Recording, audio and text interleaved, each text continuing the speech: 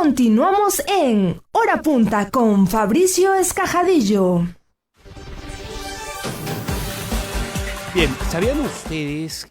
A ver, me imagino que se lo imaginan, pero hay data concreta ya objetiva que indica que el nivel de aprendizaje escolar en lectura y matemática de nuestros chicos está disminuyendo cada vez más y las perspectivas yo creo que no son tan halagüeñas, tan esperanzadoras, tan buenas.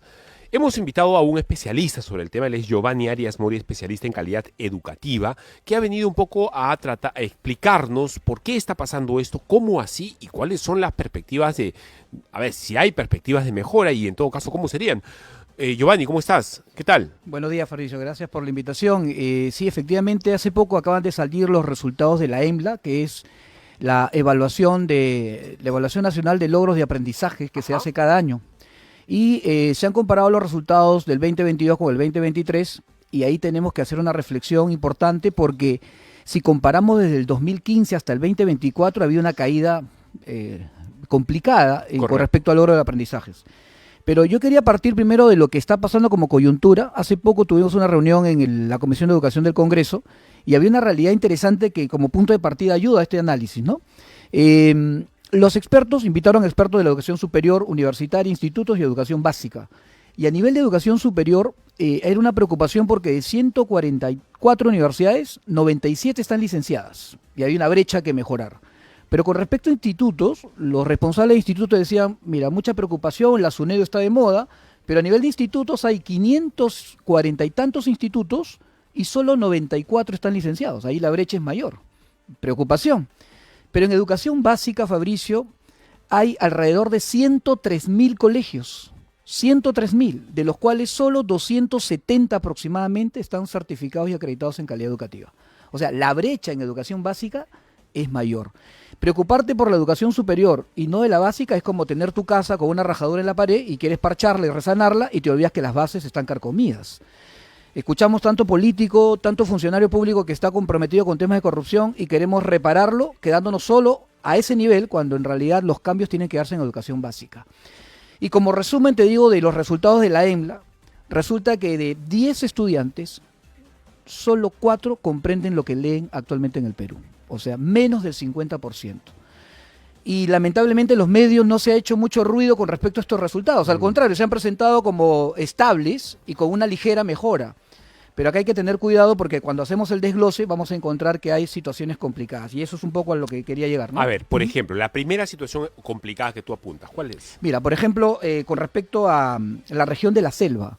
Okay. En la selva, solo el 2% de los estudiantes puede resolver problemas matemáticos. ¿Perdón? El 2% de los estudiantes, de acuerdo al análisis, 2%. Así es. O sea, de cada 100, 2 niños. De la región Loreto. De cada 50 niños, un niño nomás puede hacer. Así es, exactamente. Sin embargo, se ha hecho mención a que hay 3 regiones que se han encontrado, digamos, en la punta del, digamos, del ranking, que yo no debería llamar ranking y ahora lo explico por qué. Se ha hablado de que Tacna salió en el primer puesto del ranking, ¿no? Luego seguido de Moquegua y finalmente Arequipa, los 3 primeros puestos. Pero yo sugeriría al Ministerio de Educación que no hable de ranking. ¿Por qué? Porque hay que tener en cuenta la línea base para hacer un ranking. ¿Qué quiero decir con esto? Te pongo un ejemplo puntual para que todos tus radioescuchas lo puedan entender de esta forma. Supongamos que tú tenías como calificación 10 y subes a 12. Has mejorado. Pero ¿qué pasa con una región que estaba en 7 y subió a 11? Yo te pregunto, ¿cuál de las dos mejoró más? Probablemente la que estaba en 7 y llegó a 11 hizo un mayor esfuerzo para salir de ese subsuelo, ¿no es cierto? Pero tú motivas a la región diciéndole, bueno, la que obtuvo 12 es la que ha mejorado, pero en realidad hay que tener cuidado porque hay que establecer la línea base. Y en ese sentido hay que analizar por qué se han dado estos resultados con respecto a matemática y con respecto a comprensión lectora, ¿no? Y te voy a dar algunas cifras puntuales. Por ejemplo, en segundo de primaria solo se ha logrado ubicar al 36,6% de los estudiantes evaluados en el nivel de satisfactorio. Solo el 36,6% en segundo de primaria. En cuarto de primaria la situación es más complicada. Solo el 33% se ubica en esa posición. Pero ahora pasemos a matemática. En matemática todavía es más complicado porque en segundo de primaria el 11,2% solo está en el nivel de satisfactorio, del 100%. Y en el cuarto de primaria el 22,5%. Suena desalentador, pero ahora si hablamos de secundaria, porque se ha tomado el examen a segundo de primaria, cuarto de primaria y segundo de media. ¿Cómo está la secundaria? Bueno, ¿para qué decirte? En el caso de secundaria, solo el 18,4% entiende lo que leen, del 100% de los evaluados. Un 34% entiende parcialmente y un 36% entiende a nivel básico. Y para, Bien complicado, y para que entienda la población, se habían establecido 3 niveles: inicio, proceso y satisfactorio. Pero hemos tenido que agregar uno más, previo al inicio. Es decir, mira cómo se encuentra la educación, y yo te pregunto, ¿en qué medios de comunicación has escuchado que se haga un análisis exhaustivo de esto? Porque probablemente la educación básica no vende, ¿no? Pero queremos un cambio, y es como digamos, un juego de dominó. Va cayendo uno tras otro y la pregunta es ¿cuándo pongo el alto? Simplemente si te abocas a la educación básica. Un dato más interesante. Hace poco yo escuchaba a un montón de expertos que salían a gritar, ¿no?, a los 4 vientos, de que un grupo de maestros, sin dar examen, los habían pasado a la carrera pública magisterial. Lo recordarás, que fue Sí, todo claro. un escándalo. Yo te hago la siguiente reflexión, Fabricio. Y aquí a todos estos expertos que gritaron en ese momento. Este examen para pasar a nombramiento a la carrera pública magisterial se supone que te toma 3 aspectos: comprensión lectora, comprensión matemática y el manejo de tu área. Es decir, si tú eres profesor de matemática, ¿cuánto sabes de matemática? Lo mínimo. ¿Cuánto comprendes lo que lees y cuánto comprensión, análisis matemático? Los que se supone que desaprueban ese examen no pasan a la carrera pública, es decir, están jalados. La pregunta, Fabricio, es ¿qué hacemos con esos jalados? ¿Qué crees que pasa? El Estado contrata a todos esos desaprobados para cubrir las plazas.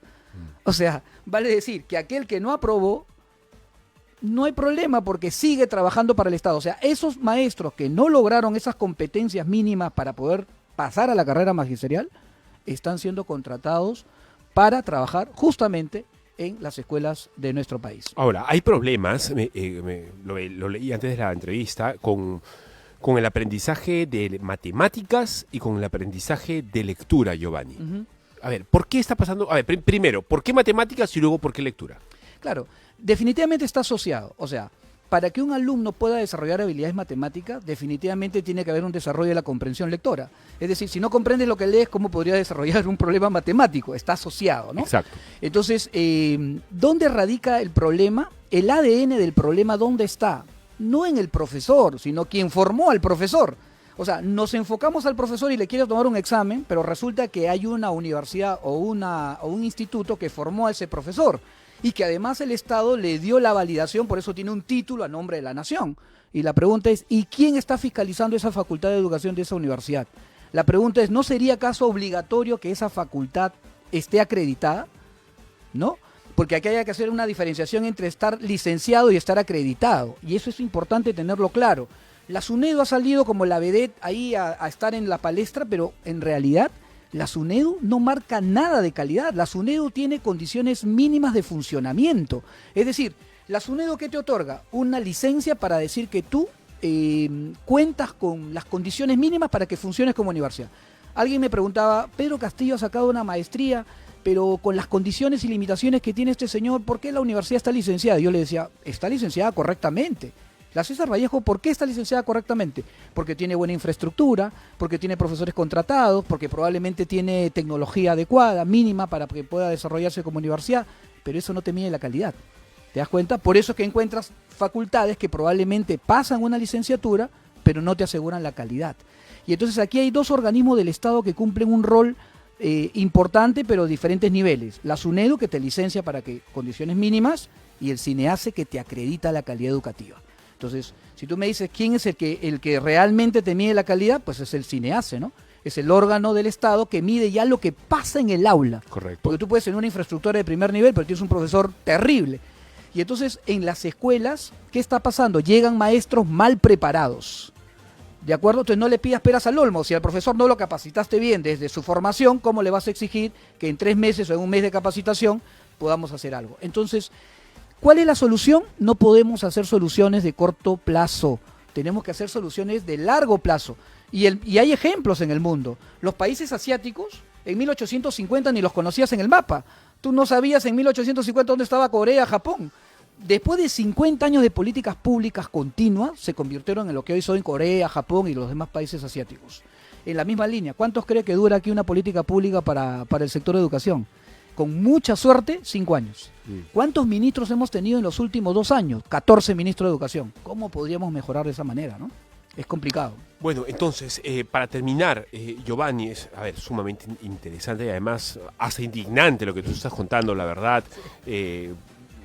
Para los estudiantes, tengo acá un poco de data que se sabe sobre el tema. Por ejemplo, para los estudiantes de cuarto grado de primaria hubo un aumento en el logro, digamos, entre comillas, satisfactorio de 31.4 en el 2016, 34.5 en el 2019, subió ligeramente en el 2023 a 33, pero bajó, perdón, ligeramente a 33, pero sin embargo eso es lo que no se ve, como tú me dices, a la hora de la verdad. Son simplemente dígitos fríos que no indican que cada vez los chicos entienden menos de lo que están leyendo. Algo más, Fabricio. A ver, eso es lo que dice la teoría y la estadística. En el caso de nosotros como agencia de calidad que hemos estado visitando colegios por todo el Perú, también ocurre un fenómeno que no solamente se da en el Perú, lo hemos encontrado inclusive en Chile, que tiene un sistema educativo de calidad bastante estructurado y complejo. ¿Qué resulta con las escuelas de las escuelas públicas? Como el examen es en segundo grado, en cuarto y en segundo, hemos encontrado en colegios, por ejemplo, que en segundo grado los maestros están centrados en prepararlos a los alumnos para el examen. ¿Qué significa eso? Que al año siguiente, mira, les importa muy poco lo que pasó con esos resultados. No es sostenido. O sea, solamente les enseñan para que den bien el examen nada más. Porque además ten en cuenta que los colegios y los profesores que tienen altos resultados tienen una bonificación especial. Entonces, encontrábamos en un colegio que a nivel de sistema de colegio estaba complicado sus procesos, pero sin embargo salió en un puntaje alto con el examen de evaluación. O sea, eso es un sesgo. O sea, como robots, nada más. Los programas, o sea, te preparo para el examen, pasas el examen y sabe Dios cómo te recibe el siguiente profesor. Es lo que pasa con muchas academias hoy, que simplemente te preparan para dar bien el examen de admisión, pero cuando entras a la universidad... Ya, hay otro punto. Mira, como profesor, yo te voy a hablar como maestro. En este sentido, ¿qué pasa con el currículo nacional? Te está preparando solo para que el estudiante, cuando acabe, su único camino pueda ser la universidad. Fabricio, ¿cuándo fue la última vez que usaste una ecuación cuadrática? Probablemente nunca en tu vida, ¿no es cierto? Claro. Entonces, esa currícula está preparada para que el alumno, cuando termine, tiene que direccionarse a una universidad. Y encima, mal hecha. Porque como no está bien hecha, hay centros preuniversitarios que no deberían existir. Pregunta final, como reflexión final además, Giovanni, estamos con Giovanni Arias Mori, especialista en calidad educativa, estamos hablando un poco sobre las deficiencias graves, clamorosas en la calidad educativa en cuanto a lectura, en cuanto a matemáticas, aspectos de los cuales nuestros chicos cada vez están más en rojo. Giovanni, ¿cómo lo solucionamos? Mira, hace un momento te decía que el ADN del problema está en la formación de los maestros. Yo creo que punto de partida, exigir que las facultades de educación y los institutos de educación tengan que estar acreditadas de manera obligatoria. Ese es un primer punto. El segundo punto, capacitación permanente para los profesores, porque recuerda que ya no se trata de un tema económico. Los maestros hoy en día dentro de la carrera pública magisterial no son los peor pagados del sector público. Un maestro en el nivel 1 está entrando con más o menos 3.200 soles. Compáralo con un técnico en enfermería o un licenciado en enfermería, está ganando entre 1.800 y 1.900 soles. O sea, digamos que el maestro ya no puede decir que económicamente no está bien pagado. El tema aquí es cómo los prepararon en su formación. Entonces tiene que haber capacitación sostenida. Pero de nada vale capacitar a un maestro, es gastar tu plata por gusto si no hay controles sobre la capacitación. Correcto. Si yo te capacito en algo y no controlo que ejecutes eso en lo que te he capacitado, es tirar plata a la basura. Entonces tiene que haber capacitación seguido de control. Si no hay control, de nada sirve. Entonces, ahora, eso políticamente no suena tan bien porque al maestro lo que no le gusta es que lo controles. En toda profesión hay controles, en los médicos, en los abogados, en los fiscales, pero el docente no está acostumbrado a que lo controle. Entonces, ¿qué hacemos? Un llamado a que los políticos se pongan los pantalones y que tomen decisiones no cortoplacistas, sino a largo plazo, ¿no? Y que esto pueda mejorar pues la educación básica, que es lo único que va a cambiar a nuestra sociedad.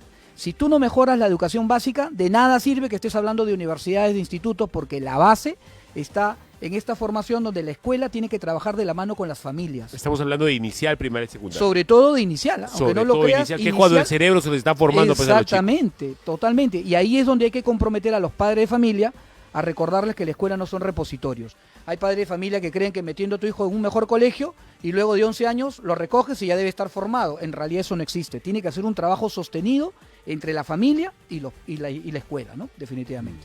Bien, muchas gracias, Giovanni. Muy amable. Así